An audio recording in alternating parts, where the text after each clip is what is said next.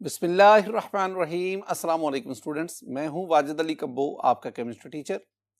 Student second year chemistry chapter 11 और आज हमारा टॉपिक है reactions of alcohol. Reactions of alcohol में स्टूडेंट हमारे दो लेक्चर्स थे। लास्ट लेक्चर में मैंने अल्कोहल के आधे रिएक्शन और इस लेक्चर में जो रिमेनिंग रिएक्शंस है उनको हम डिस्कस करें। तो हम आगाज करते हैं reactions of alcohols. My dear student, alcohol के रिएक्शंस में जो आज पहला हम रिएक्शन डिस्कस कर रहे हैं दैट इज डिहाइड्रेशन। आप जानते हैं डिहाइड्रेशन के मीनिंग आपको पता है। De mean removal, hydro mean water, ation mean process. यानी डी मीन रिमूवल और hydro HYDRO, hydro mean water HYDRO, hydro water. और एशन, मैं आपसे अक्सर कहता हूं कि जहां पे एशन आएगा ना, एशन इसका मतलब होता है प्रोसेस, इसका मतलब है रिएक्शन। तो डिहाइड्रेशन वो रिएक्शन जिसमें हम वाटर को रिमूव करवाते हैं। तो जब हम अल्कोहल से वाटर को रिमूव करवाएंगे तो क्या प्रोडक्ट बनेगा, ये हमारा आज का रिएक्शन टॉपिक है। माय डियर स्टूडेंट, पहले आप ये सेंटेंस देख रहे हैं कि alcohols react with concentrated H2SO4, यानी concentrated H2SO4 it will act as dehydrating agent। ये अल्कोहल से वाटर को रिमूव करवाएगा। concentrated H2SO4 will act as a dehydrating agent at different temperature। this one is very important, ये है to give different products। यानी alcohol concentrated H2SO4 से reaction करेगा different temperature पर और हमारे पास मुख्तलिफ प्रोडक्ट्स बनेंगे। यानी मैं आपके साथ ना दो टेम्परेचर जो है ना उस पर डिस्कस करूंगा। अगर आप 180 डिग्री सेंटीग्रेड पर कंसंट्रेटेड सल्फ्यूरिक एसिड का इससे रिएक्शन करवाएंगे अल्कोहल से तो क्या बनेगा, और अगर आप 180 के बजाय 140 डिग्री सेंटीग्रेड पर कंसंट्रेटेड सल्फ्यूरिक एसिड का रिएक्शन करवाएंगे फिर क्या बनेगा। यानी दो डिफरेंट हाई टेम्परेचर पे क्या बनेगा, लो टेम्परेचर पे क्या बनेगा, डिफरेंट प्रोडक्ट्स बनेंगे। इनको हमने डिस्कस करना। पहले तो मैं ना जो हमारी टेक्स्ट बुक में लिखा हुआ है ना, मैं आसान अल्फाज में वो आपको याद करवाता हूं, फिर हम इसकी डिटेल की तरफ जाएंगे। माय डियर स्टूडेंट, याद रखिएगा कि जब आप अल्कोहल का, this one is the ethanol ethyl alcohol, जब आप अल्कोहल का कंसंट्रेटेड H2SO4 से रिएक्शन करवाएं at high temperature 180 degree centigrade is higher than 140, जब आप हाई टेम्परेचर पे करवाएंगे तो फिर आपके पास अल्कीन बनेगा। यानी आपके पास यहां पे CH2 डबल बॉन्ड CH2 और वाटर का लॉस होगा प्लस H2O। ये आपने याद करना है। मैं इसका लॉजिक समझाता हूं, पहले तो आपको याद करवाना हूं। ये आपके पास क्या है, ये आपके पास है दिस वन इज एथेनॉल। तो जब एथेनॉल का आप कंसंट्रेटेड एट हाई टेम्परेचर, ये वाला, तो आपके पास ये इथीन बना, डिहाइड्रेशन हुई। अब ना ये वाला जो रिएक्शन है ना, this one is elimination reaction. ये आपके पास इलिमिनेशन रिएक्शन है, इलिमिनेशन रिएक्शन। अब ये याद रखना है, ये इलिमिनेशन यानी अगर हाई टेम्परेचर पर अल्कोहल का कंसंट्रेटेड H2SO4 से रिएक्शन करवाएंगे, इलिमिनेशन रिएक्शन होगा। और आप जानते हैं अल्कोहल का जो इलिमिनेशन रिएक्शन, उसमें हमारे पास क्या आएगी, अल्कीन आएगा, इथीन आएगा। अगर आप एथेनॉल लेंगे तो इथीन आएगा। दूसरी चीज, जब आप कंसंट्रेटेड H2SO4 इसका अल्कोहल से रिएक्शन करवाएं at comparatively low temperature than above, इसमें आपके पास प्रोडक्ट क्या बनेगा, इसमें आपके पास प्रोडक्ट बनेगा C2H5 और इधर O and C2H5, you know this one is the ether, plus H2O। यानी आप ना ये आपने क्या लिया, ये था मेरे पास एथेनॉल के दो मॉलिक्यूल्स लिए, टू इक्विवेलेंट ऑफ एथेनॉल्स, तो हमारे पास ये बना डाई इथाइल ईथर। मैं इसे क्या कहूंगा, मैं इसे कहूंगा this one is di ethyl ether. तो ये ईथर बना। अगर आप हाई टेम्परेचर पे अल्कीन बना, अगर आप लो टेम्परेचर लेंगे उसकी निस्बत तो आपके पास ईथर बना। ये दो बातें। ये जो ऊपर वाला रिएक्शन था, this one is elimination reaction, वो जो हम चैप्टर 10 में E1 E2 के नाम से पढ़ गए हैं। And this one is substitution reaction. Substitution reaction, ये आपके पास सब्स्टिट्यूशन रिएक्शन। कुछ लोग इसे ना कंडेंसेशन रिएक्शन भी कहते हैं। कंडेंसेशन रिएक्शन, दोनों में से जो मर्जी आप कहते हैं। तो ये सब्स्टिट्यूशन रिएक्शन, ये आपने याद करना है। और अब इसमें ना अहम पॉइंट्स की तरफ बढ़े। ये रिएक्शन कब होगा, इसका मैकेनिज्म क्या है, ये रिएक्शन कब होगा, इसका मैकेनिज्म क्या है। एक और भी चीज याद रखें, जब मैं मैकेनिज्म डिस्कस करूंगा ना, तो मैं स्टूडेंट वही बातें करूंगा जो मैंने SN1 SN2 में, जो मैंने E1 और E2 में की। तो पहले मैं आगाज करता हूं, मैं इसकी बात करता हूं, और इसको समझाते हुए ना मैं एथेनॉल की बजाय, अब एक बात याद रखना, अगर आप लेंगे 1 not alcohol, I mean primary alcohol, जब आप प्राइमरी अल्कोहल लेंगे तो आपके पास ये E2 रिएक्शन होगा। लेकिन अगर आप सेकेंडरी अल्कोहल लें या आप टर्शियरी अल्कोहल लें, तो फिर मैं कहूंगा इन दोनों के केस में आपके पास रिएक्शन क्या होगा, E1 होगा। वो बीटा एलिमिनेशन रिएक्शन जो हमने चैप्टर 10 में पढ़े थे। अगर आप प्राइमरी अल्कोहल लेंगे लाइक दैट ऑफ एथेनॉल, तो फिर आप E2 रिएक्शन मैकेनिज्म को फॉलो करेंगे। लेकिन अगर आप इसके बजाय सेकेंडरी या टर्शियरी अल्कोहल लेंगे, तो फिर आप E1 रिएक्शन मैकेनिज्म उसको फॉलो करें। मैं जर्नल आपको समझा देता हूं कि रिएक्शन कैसे होता है। माय डियर स्टूडेंट, देखें, ये मेरे पास अल्कोहल है। अब अल्कोहल में ना आपने पहला काम क्या करना है, आपने इस अल्कोहल की प्रोटोनेशन करवानी है। हमारे पास एसिड है, we use the concentrated H2SO4। अब एसिड हमें H पॉजिटिव देगा। अल्कोहल का जो ऑक्सीजन है ये अपने लोन पेयर की मदद से इस H पॉजिटिव के साथ बॉन्ड बनाएगा। आपके पास ये इंटरमीडिएट बना, this one is called alkyl oxonium ion. ये क्या कहलाएगा, अल्काइल ऑक्सोनियम आयन। ये आपके पास पता। माय डियर स्टूडेंट, ये जो अल्काइल ऑक्सोनियम आयन बनता है ना, इसमें एक खास पॉइंट आपने ज़हन में रखना, जिसकी तरफ मैं इशारा कर, लास्ट लेक्चर में भी मैंने इस बात को बार बार दोहराया था, दोबारा मैं रिवाइज करूंगा। ये जो आपके पास अल्कोहल था ना, जिसके आपने प्रोटोनेशन करवाई, इस अल्कोहल का ये जो OH ग्रुप है ना, this one is a poor leaving group. ये अच्छा लीविंग ग्रुप नहीं है। हम प्रोटोनेशन जब करवाते हैं ना, अब ये प्रोटोनेशन के बाद जो अल्काइल ऑक्सोनियम आयन बना, इसमें ये वाला जो वाटर है, this one is a good leaving group. दो काम होते हैं प्रोटोनेशन से, दो काम होते हैं। एक, आपने पुअर लिविंग ग्रुप को, OH को गुड लिविंग ग्रुप यानी H2O में कन्वर्ट किया। और दूसरा एक और भी बात है, ये ऑक्सीजन पर पॉजिटिव चार्ज आने की वजह से ना, ये जो एडजेसेंट कार्बन है, इसके साथ ये जो कार्बन है, जिसे हम अल्फा कार्बन कहते हैं, जिसे हम कार्बिनोल कार्बन कहते हैं, जिसे हम अल्कोहल कार्बन कहते हैं, इस कार्बन का इलेक्ट्रोफिलिक करैक्टर बढ़ जाता है। बहरहाल अब क्या होगा, दूसरे स्टेप में ये होगा कि ये जो ऑक्सीजन कार्बन बॉन्ड है, इसमें दोनों इलेक्ट्रॉन ऑक्सीजन पर गए और यहां से वाटर रिमूव हो गया, लेकिन कार्बन के ऊपर फुल पॉजिटिव चार्ज आ गया और यूं आपके पास ये कार्बोकैटायन बना।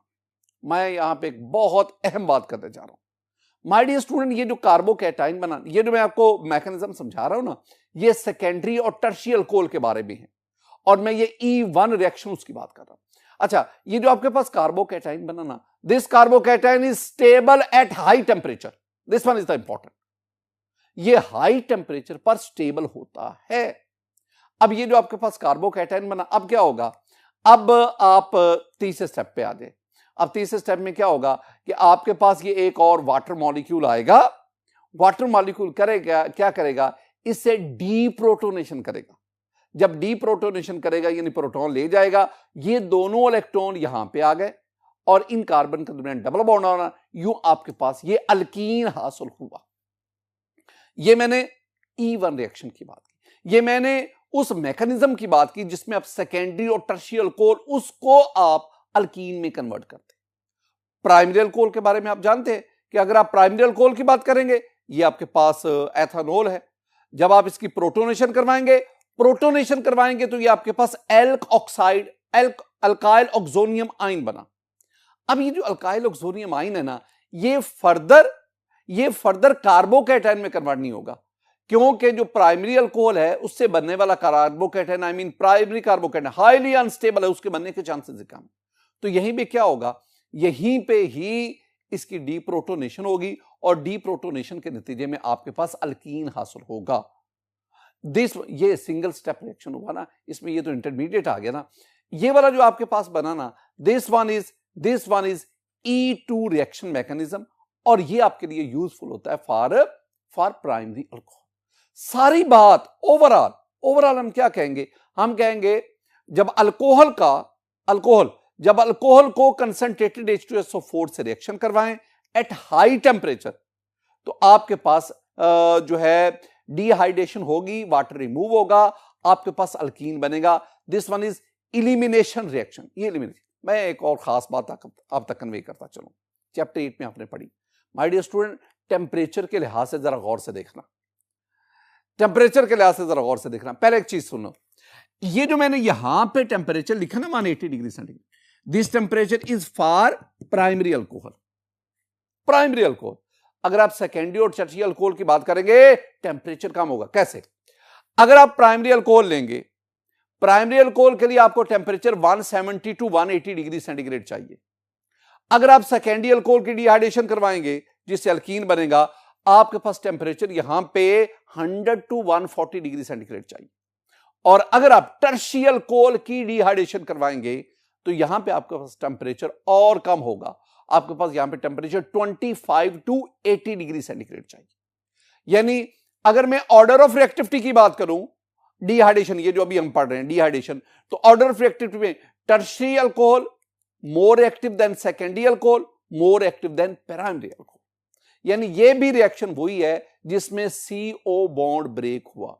तो इस रिएक्शन में CO बॉन्ड के साथ साथ CH बॉन्ड उसकी भी ब्रेकेज होती है, फिर ही कहीं जाके आपके पास ये अल्कीन प्रोडक्ट बनता है।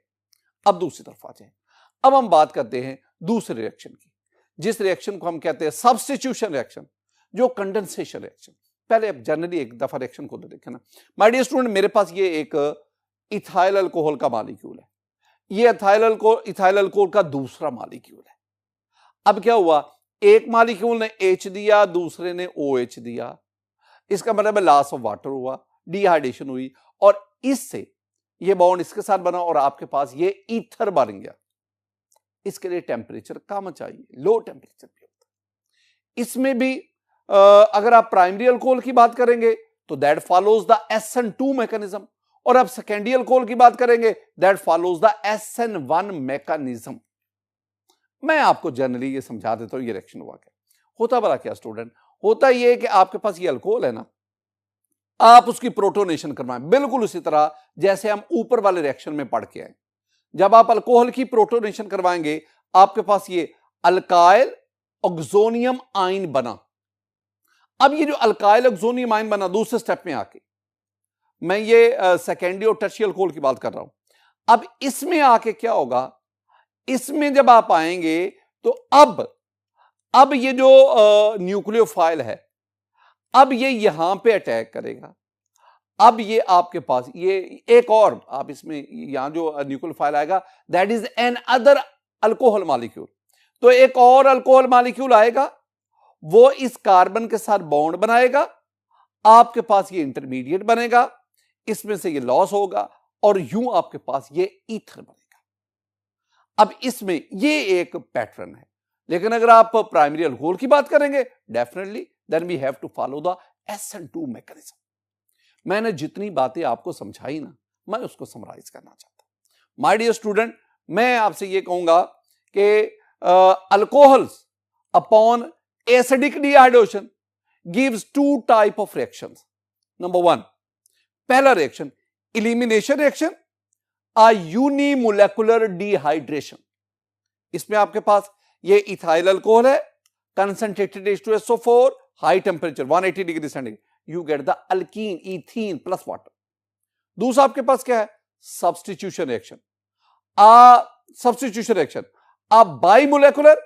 बाइमोलेकुलर डिहाइड्रेशन। ऊपर वाला यूनिमोलेकुलर डिहाइड्रेशन, ये क्या है, बाइमोलेकुलर डिहाइड्रेशन। और इसमें आपने 2 अल्कोहल के मॉलिक्यूल लिए, कंसंट्रेटेड H2SO4, टेम्परेचर कम रखा 140 डिग्री सेंटीग्रेड, और यूं आपके पास ये ईथर बना। अगर आप इथाइल अल्कोहल है तो डाई इथाइल ईथर बना plus water. My dear student, ये था आज का पहला रिएक्शन जिसे हमने डिहाइड्रेशन कहा। अब दूसरे रिएक्शन की तरफ बढ़ते हैं। माय डियर स्टूडेंट, दूसरे रिएक्शन में आपके पास reaction of alcohols with phosphorus halide. क्या मतलब फास्फोरस? फास्फोरस हैलाइड से मेरी मुराद है PCl3 phosphorus trichloride, PBr3 phosphorus tribromide, PCl5 phosphorus pentachloride. इनका अल्कोहल के साथ रिएक्शन। मैं आपको एक चीज याद करवाना चाहता हूं, जरा देखें माय डियर स्टूडेंट। जो अल्कोहल्स है ना, वो हाइड्रोजन हैलाइड से, आई मीन HX, जिसमें आपके पास HCl HBr HI है, हाइड्रोजन हैलाइड से रिएक्शन करेंगे, अल्काइल हैलाइड बनेंगे। दूसरी बात, अल्कोहल जो है वो फास्फोरस ट्राई हैलाइड से रिएक्शन करेंगे, आई मीन PCl3 या PBr3, आपके पास अल्काइल हैलाइड बनेंगे। अल्कोहल जो है वो फास्फोरस पेंटाक्लोराइड के साथ रिएक्शन करेंगे, आपके पास अल्काइल हैलाइड बनेंगे। अल्कोहल जो है वो थायोनाइल क्लोराइड से रिएक्शन करेंगे, आपके पास अल्कोहल बनेंगे। इसका मतलब है आपके पास अल्काइल हैलाइड बनेगा। इसका मतलब क्या हुआ? अल्कोहल्स आपके पास हाइड्रोजन हैलाइड के साथ, फास्फोरस ट्राई हैलाइड के साथ, फास्फोरस पेंटा हैलाइड के साथ और थायोनाइल क्लोराइड, इन चारों रिएजेंट के साथ रिएक्शन करके अल्कोहल जो है वो आपको अल्काइल हैलाइड देते हैं। इनमें से मैं 2 रिएक्शन का जिक्र करता हूं। देखें, इथाइल अल्कोहल प्लस PCl3। देखो 3 क्लोरीन है, लिहाजा आपको ये इथाइल अल्कोहल के 3 मॉलिक्यूल लेने पड़ेंगे। अब इथाइल अल्कोहल में ये जो H और O, इस H और O की जगह पे ये H और O यहां से निकलेंगे, इसकी जगह पे ये क्लोरीन आ जाएंगे, ये सब्स्टिट्यूशन होगी, ये इसके साथ मिल जाएंगे।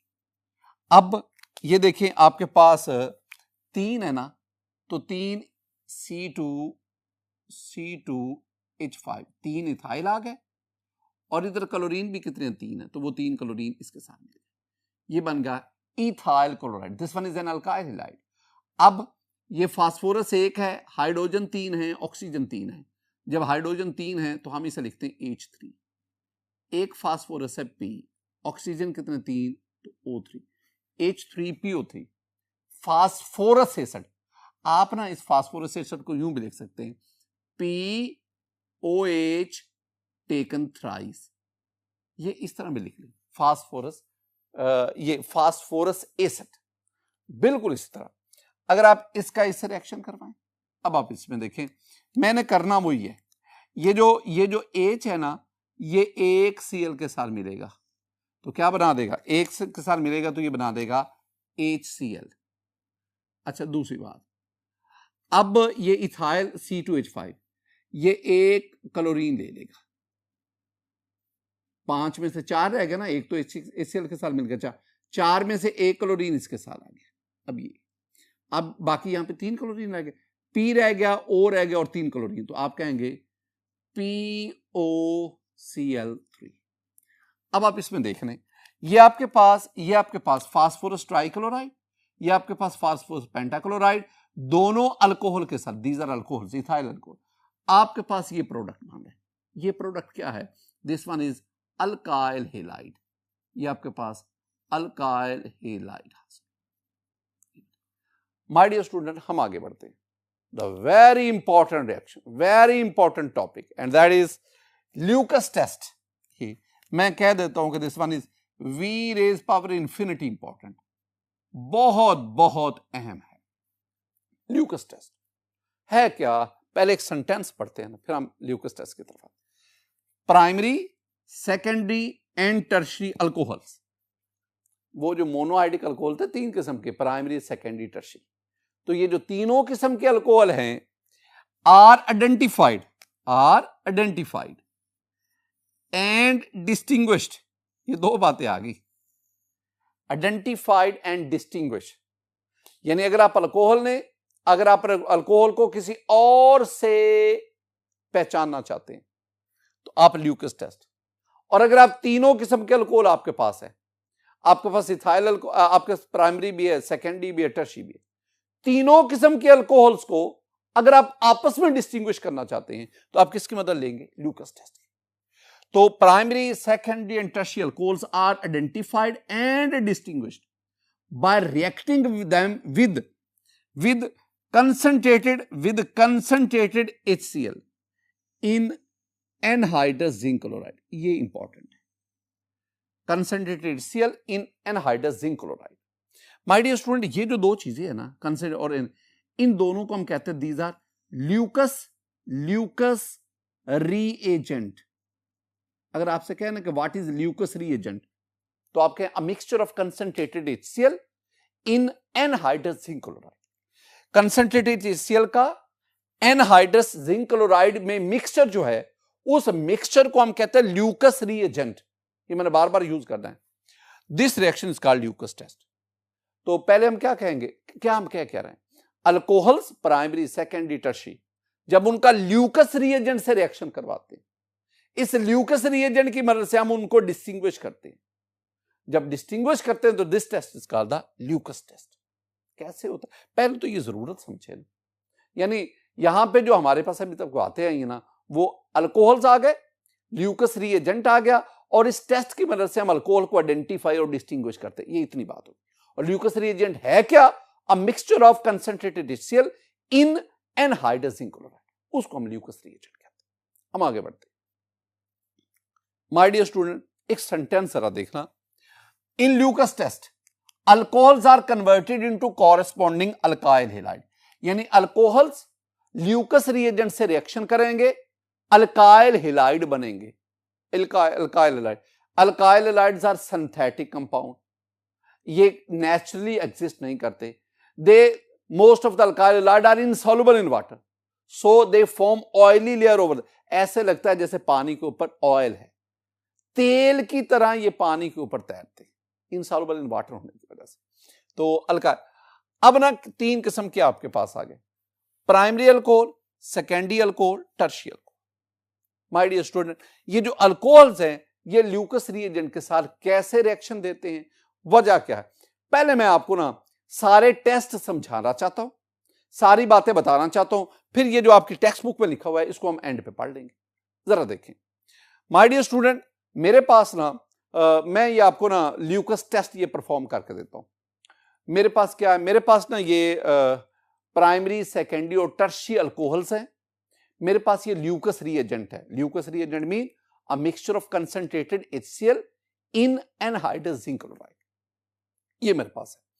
अब ना मेरे पास ये ड्रॉपर भी है। अब मैंने काम क्या किया? मैंने काम ये किया कि मैंने ना ये ल्यूकस रिएजेंट लेकर पहले ये वाली जो टेस्ट ट्यूब है जिसमें टर्शियरी अल्कोहल है, इसमें इसको डाला, अच्छी तरह हिलाया। हिलाने के बाद इसको मैंने देखा तो इसके अंदर ये एक टर्बड सॉल्यूशन सा बन गया, और फिर जरा गौर से देखा तो पता चला ये एक हीट्रोजीनियस मिक्सचर बन गया, जिसमें नीचे वाटर है और वाटर के ऊपर ये एक ऑयली लेयर है, और ये रिएक्शन इमीडिएटली हो गया। अगर जिंक क्लोराइड किसी अल्कोहल से रिएक्शन करके इमीडिएटली ऑयली लेयर बना, ये लफ्ज इमीडिएटली पे गौर करना है, अगर इमीडिएटली ऑयली लेयर बनाएगा तो वो जो अल्कोहल होगा वो टर्शियरी अल्कोहल होगा। यानी टर्शियरी अल्कोहल ल्यूकस रिएजेंट के साथ इमीडिएट यानी फास्टेस्ट रिएक्शन देकर आपको ऑयली लेयर बनाता है। Oily layer, what is oily layer? That oily layer is actually the alcohol alkyl halide. तो अल्काइल हैलाइड जो दूसरी टेस्ट ट्यूब है ना, उसमें आप ये ल्यूकस रिएजेंट इसको ऐड करें। आप ऐड करें, इसको अच्छी तरह शेक करें। शेक करने के बाद यू हैव टू वेट। आप ना 3-4 मिनट के बाद, 5 मिनट के बाद देखिएगा, अब कहीं जा पे उसके ऊपर ये ऑयली लेयर बनी।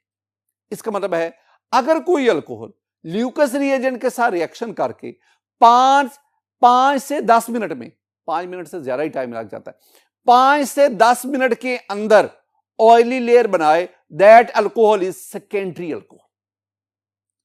टर्शियरी अल्कोहल ने क्या किया था? इमीडिएटली ऑयली लेयर बनाई थी। सेकेंडरी अल्कोहल क्या कर रहा है? ऑयली लेयर बना रहा है upon reacting with Lucas reagent, but after 5 to 10 minutes. तीसरी चीज, ये आपके पास ये तीसरा अल्कोहल पड़ा हुआ है, इसमें ल्यूकस रिएजेंट ऐड करें। 2 मिनट 3 मिनट टाइम गुजरता है, कोई ऑयली लेयर नहीं बनी। 10 मिनट से ज्यादा टाइम हो गया, कोई ऑयली लेयर नहीं बनी। बाज दफा तो कई दिन गुजर जाते। फिर मैंने क्या किया, मैंने इसको उठाया, ये मेरे पास ये बीकर है जिसमें वाटर बॉयल किया हुआ है, उसके अंदर आप इसको रखें, यानी हीट किया। हीट करने पर देखा अब इसमें ऑयली लेयर, यानी वो अल्कोहल जो ल्यूकस रिएजेंट से रिएक्शन करता है upon heating and form the oily layer of alkyl halide, that is primary alcohol. यानी अगर मैं order of reactivity of alcohol कहूं with Lucas reagent to form the oily layer, तो tertiary alcohol immediately, secondary alcohol 5 to 10 minutes, मैं ये reaction rate बता रहा हूं, और primary alcohol that upon heating form the oily layer. ये जो रिएक्शन रेट है, इसमें ये जो वेरिएशन है, this variation help us to distinguish the primary, secondary and tertial को, और यही हमें मदद देता है इसी के मन। अच्छा, अब एक और बात, ये रिएक्शन का मैकेनिज्म क्या है, असल बात है ये समझने वाली। This one is the chemistry. Student, ये मेरे पास ना अल्कोहल है। अब जरा गौर से देखें, हमने काम क्या करना है, हमने वही स्ट्रेटेजी यूज करनी है जो पिछले रिएक्शन में हमने पढ़ी। वो भला क्या है, अल्कोहल में ये जो OH है ना, मैं इस OH की जगह पे हेलोजन एटम लाना चाहता हूं, मैं क्लोरीन, ब्रोमीन या आयोडीन, मैं सब्स्टिट्यूशन करना चाहता हूं। यहां एक प्रॉब्लम है, ये जो OH ग्रुप है ना स्टूडेंट, ये OH ग्रुप ये गुड लीविंग ग्रुप नहीं है। इसका मतलब ये होता है कि ये OH आसानी से अल्कोहल को नहीं छोड़ता। अगर, और इसी तरह अगर आप इसके ऊपर आयोडाइड, ब्रोमाइड या क्लोराइड लाना चाहते हैं, तो वो कभी भी इस कार्बन के साथ, जिसके साथ OH लगा हुआ है, अल्फा कार्बन, उसके साथ वो कभी भी अटैच नहीं होगा। रिएक्शन अगर होगा भी तो बहुत ज्यादा टाइम लगेगा। मैं क्या करता हूं, मैं काम ये करता हूं, मैं क्लोराइड आयन उसको यहां लाना चाहता हूं। एक बात याद रखना, this chloride is a weak nucleophile as compare to bromide and iodide. ये जो क्लोराइड है, ये ब्रोमाइड और आयोडाइड की निस्बत वीक न्यूक्लियोफाइल है। क्यों? क्योंकि इसका साइज छोटा है, पोलराइजेबिलिटी कम है। तो due to small size and less polarisability, chloride ion is weakly nucleophile, इसकी न्यूक्लियोफिलिसिटी कम है। इसका मतलब वीक न्यूक्लियोफाइल होगा, ये तो कभी भी इस कार्बन पर अटैक करके OH को नहीं निकाल सकेगा। तो फिर हम क्या करें, हम काम ये करते हैं, हम ना जैसे हमने पहले प्रोटोनेशन करवाई थी ना, अब यहां पे हम एक लीवस एसिड इस्तेमाल करते हैं, और वो लीवस एसिड हम लेते हैं ZnCl2, जिंक क्लोराइड। ये जिंक क्लोराइड बिल्कुल वैसा ही बिहेव करेगा जैसा आपने प्रोटोनेशन में H पॉजिटिव को देखा था। अब ये जिंक क्लोराइड क्या करेगा, ये जिंक क्लोराइड इस ऑक्सीजन के लोन पेयर के साथ ये बॉन्ड बना लेगा, कोऑर्डिनेट कोवलेंट बॉन्ड। आपके पास ये इंटरमीडिएट बना। अब जब ये इंटरमीडिएट बनेगा ना, अब अगर ये प्राइमरी अल्कोहल हुआ तो अब क्या होगा, अब ये होगा जब ये क्लोराइड आयन यहां पे अटैक करेगा इस कार्बन पे, अल्फा कार्बन पे, ये दोनों इलेक्ट्रॉन इसकी तरफ, तो ये यहां पे लीव कर जाएंगे। याद रखना एक बात, ये जिंक क्लोराइड ऑक्सीजन के साथ मिलकर ये जो कॉम्प्लेक्स स्ट्रक्चर बनाता है ना, इसमें ये OH ग्रुप को प्रोटोनेशन की निस्बत ज्यादा अच्छा, ज्यादा बेहतरीन लिविंग ग्रुप बनाता है। अगर आप जिंक क्लोराइड इस्तेमाल नहीं ना करेंगे, OH इसको नहीं छोड़ेगा, और अगर नहीं छोड़ेगा तो फिर आप क्लोराइड आयन को इसमें ऐड करवा कर अल्काइल हैलाइड ने, तो फिर आपने क्या किया, क्लोराइड आयन का यूज किया, ये बॉन्ड यहां से टूटा, आपके पास ये अलग हो गया, लिविंग ग्रुप अलग हो गया, और यूं क्लोरीन इस कार्बन के साथ बॉन्ड बना के आपके पास अल्काइल हैलाइड। अब अगर आप देखेंगे तो प्राइमरी, सेकेंडरी, टर्शी अल्कोहल जो है ना, वो HCl के साथ बगैर जिंक क्लोराइड के रिएक्शन दे देता है। Tertiary alcohol is highly reactive. इस केस में यहां पे CO बॉन्ड ब्रेक होता है ना, वहां पे टर्शी अल्कोहल जो है वो हाईली रिएक्टिव होता है। तो वहां पे जिंक क्लोराइड की कोई खास जरूरत नहीं होती, हम डाल देते हैं, ल्यूकस रिएजेंट डाल देते हैं, लेकिन सेकेंडरी उसमें थोड़ी सी जरूरत पड़ती। प्राइमरी वो तो तब तक रिएक्शन ही नहीं देता जब तक आप जिंक क्लोराइड को HCl के साथ मिक्स नहीं करें। माय डियर स्टूडेंट, ये मेरे पास था ल्यूकस रिएक्शन या ल्यूकस टेस्ट। अब हमारी टेक्स्ट बुक में क्या, जितनी मैंने बातें की लिखी आपको बताई है ना, जरा उनको हम यहां पे अरेंज कर देते हैं। My dear student, primary alcohol के बारे में क्या मैंने कहा कि primary alcohol, one not alcohol, primary alcohol form an oily layer with Lucas reagent on heating, असल लफ्ज है ऑन हीटिंग। तो आपके पास ये एक प्राइमरी अल्कोहल है, this one is 1 not alcohol. ये क्या है, ये क्या है, ये इतना, this one is Lucas reagent.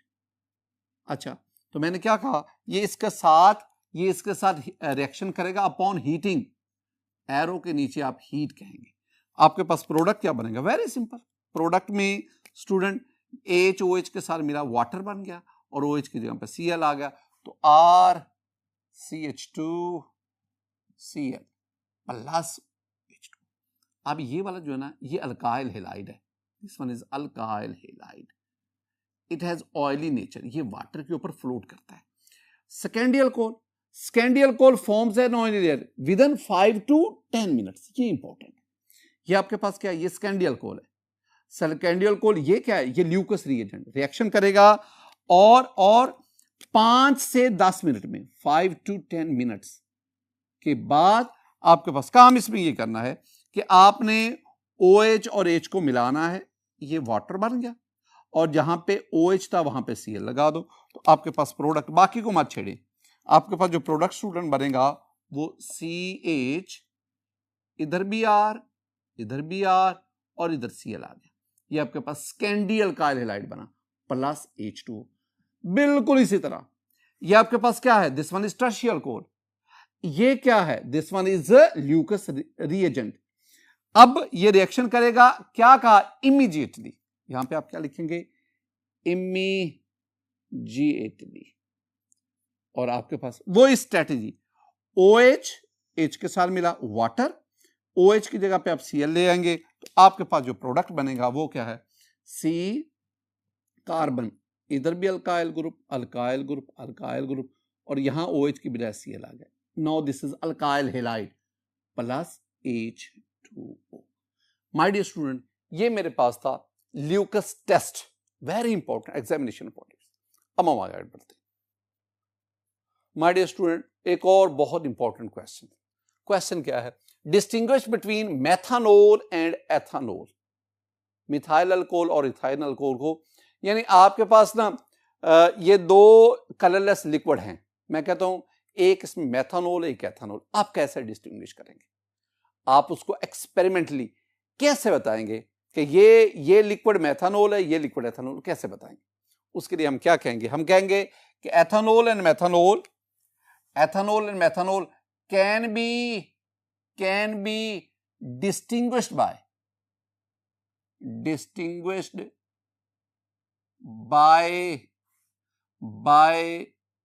iodoform test,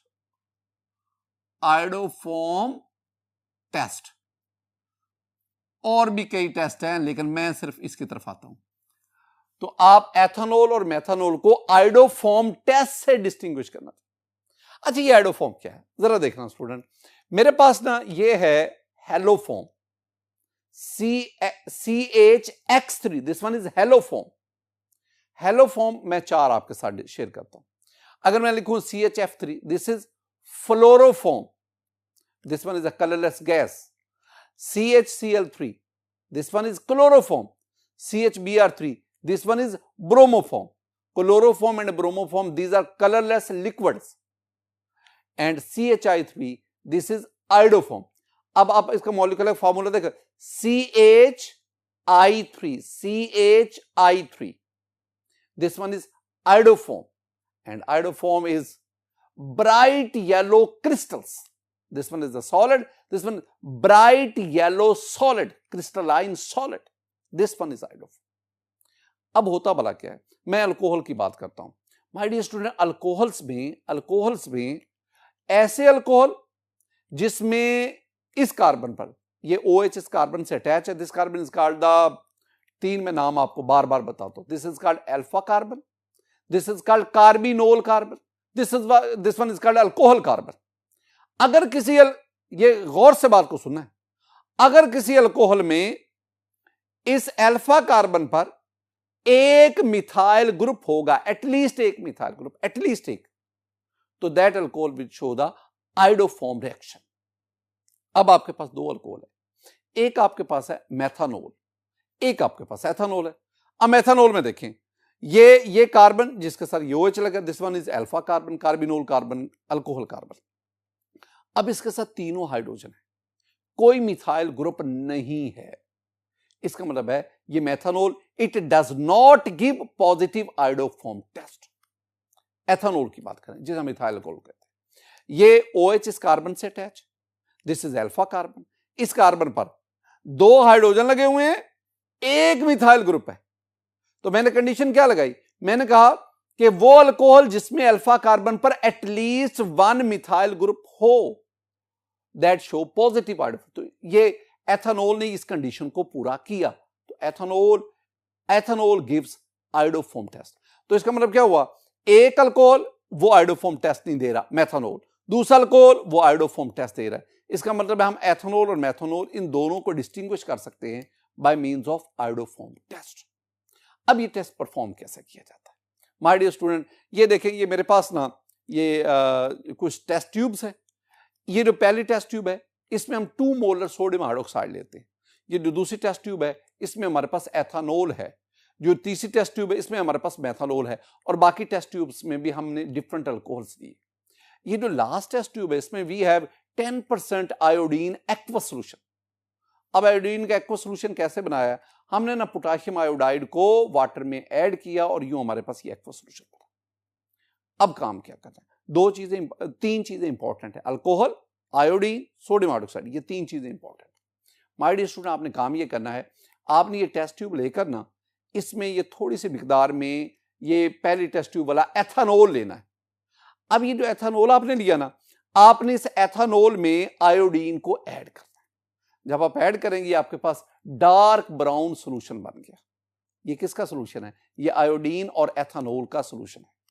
अब आपने इस सोल्यूशन के अंदर ना, इस सोल्यूशन के अंदर आपने ये सोडियम हाइड्रोक्साइड इसको ड्रॉप वाइज ऐड करते जाना, हिलाते रहें यहां तक कि इसका कलर ये बिल्कुल पेल हो जाए, बिल्कुल कलरलेस के करीब हो जाए। जब ऐसा हो जाए अब आपने इसको ये जो बॉइलिंग वाटर इसमें रखते हैं, कुछ देर के बाद आप इसको देखेंगे। अगर आप इसको कुछ देर के बाद देखेंगे तो इसके अंदर ये ना येलोविश प्रेसिपिटेट वेरी फाइन ये नजर आने शुरू हो जाते हैं। आप इस टेस्ट ट्यूब को यहां पर रखते हैं। ये दूसरी टेस्ट ट्यूब ले लें जिसमें मेथानोल है, आप इसमें भी पहले आयोडीन को ऐड करें। आयोडीन को ऐड करेंगे you will have a dark brown solution. अब आपने क्या करना है, अब आपने इसमें ड्रॉप वाइज सोडियम हाइड्रोक्साइड को ऐड करना है। ऐड करते जाएं, हिलाते जाएं, एक वक्त आएगा ये कलरलेस सोल्यूशन बन जाएगा, ये कलरलेस सोल्यूशन। अब ना इसको आप बॉइलिंग वाटर में रखेंगे भी, फिर भी इसका मतलब क्या हुआ, इसका मतलब है कि इस केस में आपके पास येलो फाइन क्रिस्टल्स नहीं बने। तो जिसमें येलो फाइन क्रिस्टल्स बने वो क्रिस्टल दो crystal are actually the iodoform. तो जिसने दिए वो एथानोल है, जिसने नहीं दिए वो मेथानोल। आप इन क्रिस्टल्स को फिर बाद में वैक्यूम फिल्ट्रेशन के जरिए आप सेपरेट कर भी सकते हैं। तो इसका मतलब क्या हुआ, एथानोल आयोडोफॉर्म टेस्ट देता है, मेथानोल आयोडोफॉर्म टेस्ट नहीं देता। आपको इसकी इक्वेशन भी आनी चाहिए। इक्वेशन में हम क्या करेंगे, मैंने क्या कहा, methanol does not give iodoform test. तो methyl alcohol methanol plus iodine plus sodium hydroxide, और आगे मैं लिखूंगा नो रिएक्शन, ये रिएक्शन नहीं देता। लेकिन इसके बरक्स अगर आप एथानोल की बात करें तो ethanol forms yellow coloured crystals. ये जो येलो कलर्ड क्रिस्टल्स किसके हैं, ये आयोडोफॉर्म के। कब, when treated with iodine in the presence of sodium hydroxide. तो जब आप एथानोल का आयोडीन के साथ सोडियम हाइड्रोक्साइड की मौजूदगी में रिएक्शन करवाएंगे, ये आपके पास, मैं इसको बैलेंस करके लिखूं, ये 4 आ गया, ये 6 आ गया, तो आपके पास ये CH3 बना प्लस HCOONA बना, प्लस आपके पास सोडियम आयोडाइड बना, प्लस आपके पास वाटर बना। ये 5 वाटर 5 सोडियम आयोडाइड। ये जो चीज आपके पास बनती है ना, ये हमारे इंटरेस्ट की है। This one is iodoform. और मैंने क्या, दीज आर येलो क्रिस्टल्स, ये येलो क्रिस्टल्स है। और मैं ना चूंकि प्रेसिपिटेट बनते मैं एरो नीचे की तरफ शो कर देता हूं। माय डियर स्टूडेंट, एक खास बात, बहुत अहम पॉइंट, ये याद रखना है। वैसे माय डियर स्टूडेंट, होता भला क्या है? होता ये है कि जब आप ना आयोडीन और सोडियम हाइड्रोक्साइड, देखो ना, अल्कोहल ने आयोडीन और सोडियम हाइड्रोक्साइड के साथ रिएक्शन करना है तो आयोडोफॉर्म बनेगा। इसमें पहले क्या होता है? इसमें ये होता है कि ये आयोडीन सोडियम हाइड्रोक्साइड के साथ रिएक्शन करके ना ये NaI, ये सोडियम आयोडेट बनाता है, साथ ये आपके पास वाटर वगैरह भी बनता है। ये जो सोडियम आयोडेट है, this one is actually the oxidising agent. अब ये क्या करेगा?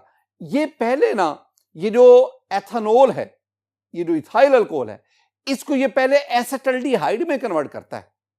ये जो एसेटल्डिहाइड है, ये फर्दर आयोडीन सोडियम हाइड्रोक्साइड से रिएक्शन करता है, ये उसी ऑक्सीडाइजिंग एजेंट से रिएक्शन करता है, तो फिर ये जाके फर्दर आपको आयोडोफॉर्म देता है। मैं कहना क्या चाहता हूं? मैं कहना ये चाहता हूं कि ये जो आपके पास अल्कोहल था, एथेनॉल जो था, ये I2 और सोडियम हाइड्रोक्साइड से रिएक्शन करके डायरेक्ट आयोडोफॉर्म नहीं बनाता।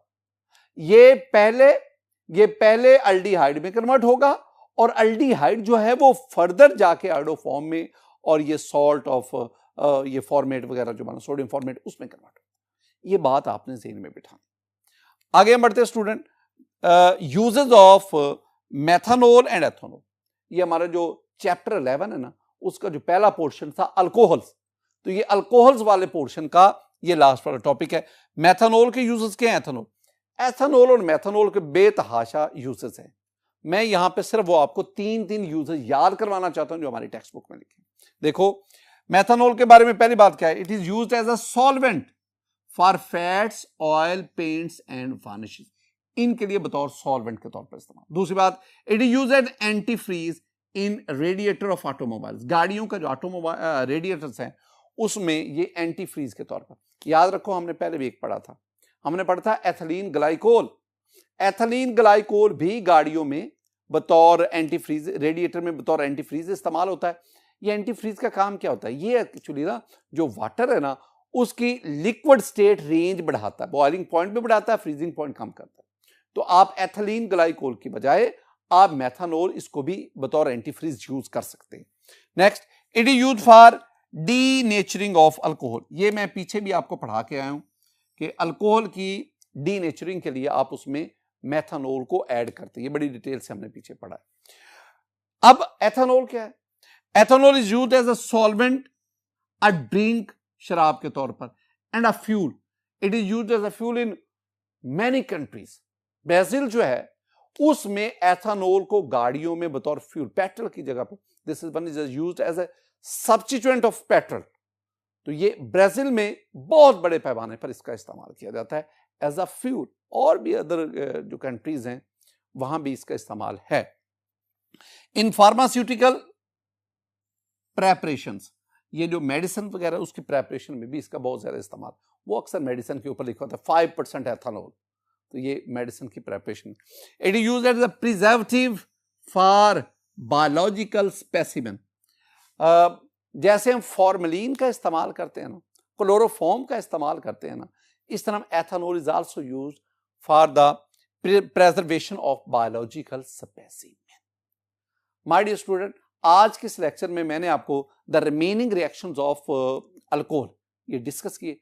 मेरी दुआ है कि अल्लाह ताला आप पर अपना फजल फरमाए, अल्लाह ताला आप पर अपना करम फरमाए। अस्सलामु अलैकुम व रहमतुल्लाह।